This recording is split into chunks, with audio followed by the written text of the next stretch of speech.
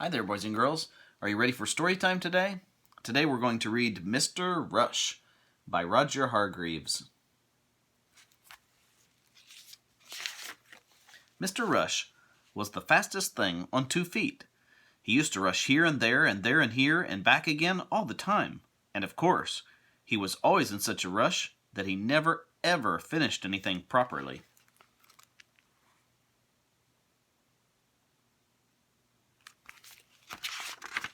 One morning, he woke up with a start.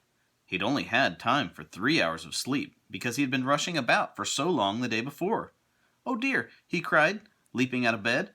"I'm late."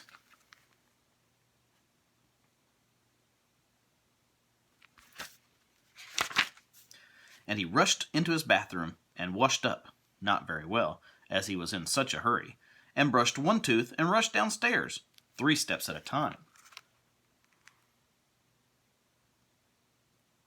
He doesn't trip and fall. He had a boiled egg and toast and a cup of tea for breakfast. He boiled the egg for only 5 seconds, and it tasted awful. He toasted the bread for only 1 second, so it wasn't brown at all. And, as he couldn't bear to wait for the kettle to boil, he made his tea with cold water. Ugh! What a horrible breakfast! And of course he was in such a hurry that he only ate half of it. Rush, rush, rush. Silly fellow.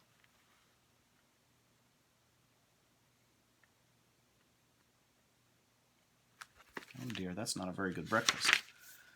After he ate half a breakfast, he rushed off again, out to his front door, leaving it open, down his garden path and out the garden gate, leaving it open too, and off down the lane.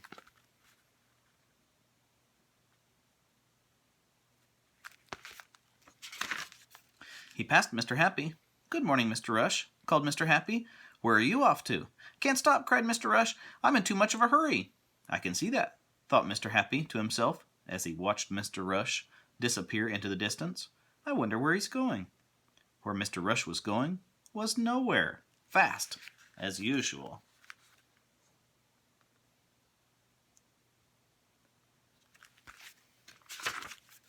He rushed around all morning and then rushed home and had a quick bite to eat, a sandwich without the bread, and then rushed off again and rushed around and around and around all afternoon.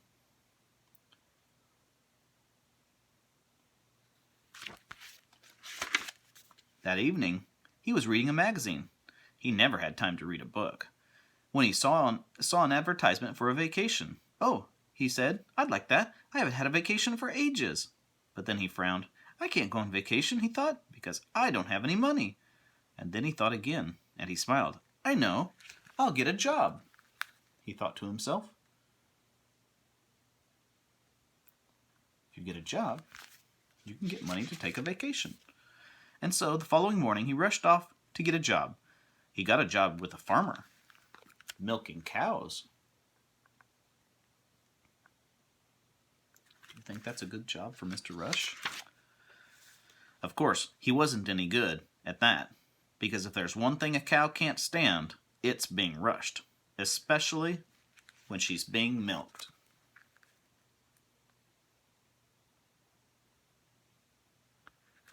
She might not like that. So Mr. Rush rushed off and got himself another job, driving a bus. Would that be a good job? Of course, he wasn't any good at that either. He was always in such a rush that he never stopped at any of the bus stops. And there's one thing people waiting at a bus stop don't like. It's when the bus doesn't stop for them. So Mr. Rush rushed off again and got himself another job as a waiter. Do you think he would be good as a waiter? Is that a good job? But of course, he wasn't any good at that either. No sooner than he had served people a meal, and they had taken only one bite, than he'd whisk the plate away from under their noses. And if there's one thing people can't stand, it's having food whisked away from them at the dinner table. It's Mr. Greedy. Poor Mr. Rush. No job, no money. "Oh dear," he sighed to himself, "I'll never be going on that vacation." He looked very glum and gloomy. But then an idea came to him. An idea for a job for someone who rushes around all the time. An ideal job for someone who is the fastest thing on 2 feet. And do you know what that job was? Would you like to know what that job was? Which job requires you to be in a big hurry all the time? It was a postman, delivering express letters. Mr. Rush was so good at it, he delivered twice as many letters in half the time as any postman had ever done before. Soon he had saved enough money for that vacation of his. He's a letter carrier. He delivers the mail. And so, the very next week, there was Mr. Rush on vacation, sitting on the beach in the hot sun under the palm tree. This is life, he grinned.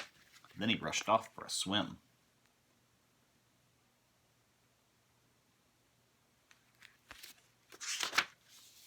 It was his 15th that day.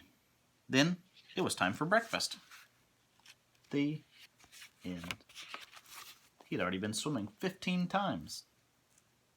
Mr. Rush by Roger Hargreaves. I hope next week when we're working on some of our distance learning papers, you don't rush about on your coloring and your work. Remember to take your time. Do your very best with your coloring. Take your time with scissors. Watch what you're doing. We'll see you tomorrow. Bye-bye.